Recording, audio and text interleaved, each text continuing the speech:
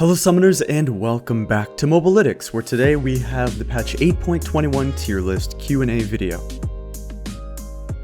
Starting off with the questions from YouTube. Wilo Dragon 5 says, will you keep doing tier lists during the preseason patches, or will you be doing strategies to try out and practice during the preseason, like the new runes to test out on X or Y champions?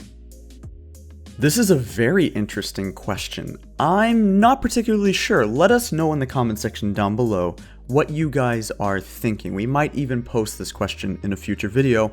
I would love to know what kind of preseason content you guys would like to see from us. We can continue to do the tier list, and on top of that, maybe we can make videos like 5 new builds to try in the preseason, or 5 new runes that people are using, rune combinations. What do you guys think about the preseason and what we could do for you? I know that shield bashing or whatever it's called looks pretty good on Riven, so that seems like something interesting to try. So let us know what you think about the preseason and what kind of content you would love to see from us. We're happy to make whatever you guys are feeling. Alum says, could you make a video about how and why Mordekaiser is good? Wouldn't he be kited by ADCs like Vayne, Lucian, and Zone by Heimerdinger? Thank you for taking your time to read this. So on the last tier list, I kind of emphasized and jokingly was talking about stop picking Ezreal, stop picking Caitlyn, lock in Mordekaiser for bot lane, and we had him in the A tier rank. Mord bot lane is fantastic due to the amount of sustain you have. You don't really get kited or zoned necessarily by things like Heimerdinger because you have enough sustain with the W max as well as a relic shield to continually help you and your support as Mordekaiser stay in lane. You are right that directly in lane or even in a side lane in a 1v1 situation, Mord is not as good as other ADCs. Things like Vayne and Lucian should absolutely be able to 1v1 him and kite him. The thing is that Mord is so good with a team at securing the dragons, then looking for sieges, and he's a pretty big early game snowballer and mid game bully that he really fulfills this interesting role in bot lane. He's good bot because of the amount of XP that you get due to your W passive and his sustain and the fact that there's the dragon down there. It's not because he's a good ADC per se, it's just that Mordekaiser is a decent champion and bot lane happens to be his best role. Flezzy says, why is Kled top ranked as an S tier champion but Urgot is only A tier? And also, why do you guys consistently put Rengar top as either an S or an A tier champion? He's not used in pro play and I never see him in solo queue at my elo or high elo. Firstly, it's important to understand one part of your question, and maybe this is why you have Urgot pretty highly ranked as well. We don't consider pro play whatsoever when it comes to solo queue and solo queue performance, because pro and solo queue play are just so vastly different that it's not even really the same game. Our tier list is marketed and made for climbing and is not directly related to champion power levels. For professional play, typically either having 5v5 special abilities, something like an Orianna ultimate or shockwave, or having specific champion power. That's usually what determines how good a champion is in pro. If a champion is way up the tier list in terms of overall champion power, that's why they're S tier in pro play. Kled and Rengar are fantastic for solo queue because of their great laning phases, which will consistently put you ahead. The other thing is that they have map mobility and map agency. Our tier list will forever be dedicated to give you the best champions to climb with and improve at the game and improve your LP with on that patch, and not necessarily what your favorite pro player is playing. We have one question this week from our blog that I would like to answer. I hope I say this name correctly. Coolies Harry Flynn Costas says, was the buff on Ashe to her passive enough for you to put her in A tier? I'm an Ashe main and I believe that this wasn't what made Ashe strong now. She was just underrated and forgotten for you all. So tell me what you think. I do think that we were underrating Ashe slightly before, and maybe she should have been B tier. You're probably right in that aspect.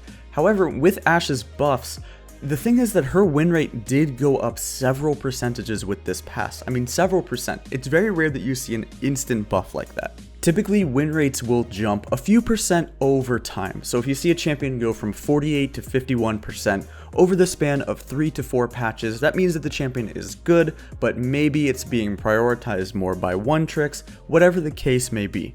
However, with Ashe, from patch to patch with her buffs, she went from a 48 to a 51% win rate. Having a 3% buff to an ADC is pretty rare due to the amount of games that they're usually played since there's so few options in the ADC role. Couple questions from Instagram this week to finish us off here. Harrisons says, why isn't Xin Zhao S tier in the low elo tier list? He has been relatively viable champion at Worlds and works well with most teams too. He has an amazing early game, wins most of the duels, and is a great beginner jungler for new players. Not to restate myself, because you guys understand this, and most people do understand that whatever's happening at Worlds doesn't always translate to solo queue. While we did have the Victor top pick from last time, and this kind of popped up in Worlds, it wasn't the first time that we had seen this. Victor top was being played in Korea for several patches before that. The reason Xin Zhao is not S tier in the low elo list is you would be surprised at his learning curve. You will see most of the S tier for climbing junglers in low elo be things like tank junglers because of the amount of sheer CC and how easy they are to play. Xin Zhao is not the most mechanically difficult champion to ever exist in all of League of Legends, but his agency and how you impact the game is a little bit tough to learn at first. As far as beginner junglers, I would argue that things like Udyr, Amumu are much easier to play than Xin Zhao, even if Xin Zhao is not as hard as Lee Sin or Graves or something like that. So definitely Xin Zhao does have a pretty big learning curve compared to what you might think. It's similar to Talon on our list, where you're surprised how, if you look at the win rate per elo, it going up and up and up per elo, Xin Zhao does great in high elo, surprisingly great. And our last question this week from Ricky Lucille. I like this question. It's simple, straight to the point. Where's Zoe? He's not telling me, he's not writing me a book that I've been maining Zoe for 15 years. Ever since I was a kid, I wanted to be a Zoe main. No, he's just getting straight to the point. Where is she? To answer your question, my friend, that's a pretty interesting question. Where is she? Why has everybody stopped playing her? Well, she did receive many nerfs over the course of this season, consistently nerf after nerf after nerf. I don't think she's that bad right now. I think the electrocute change is a little bit worse for her than other mages. She really did rely on that electrocute one shot. Maybe you want to swap to things like Comet. Maybe you could do the Glacial Augment build with Zoe. I think you should try out a few things. Generally speaking, I don't think she's terrible right now, but for how hard she is to play and pick up and totally master, you're just not seeing the same success on her, especially at the higher ranks with things like LeBlanc or Syndra, whatever the case may be. LeBlanc is infinitely more successful as an AP learning curve assassin than Zoe is right now. However, you might be right. Is Zoe totally terrible or unusable right now? Probably not.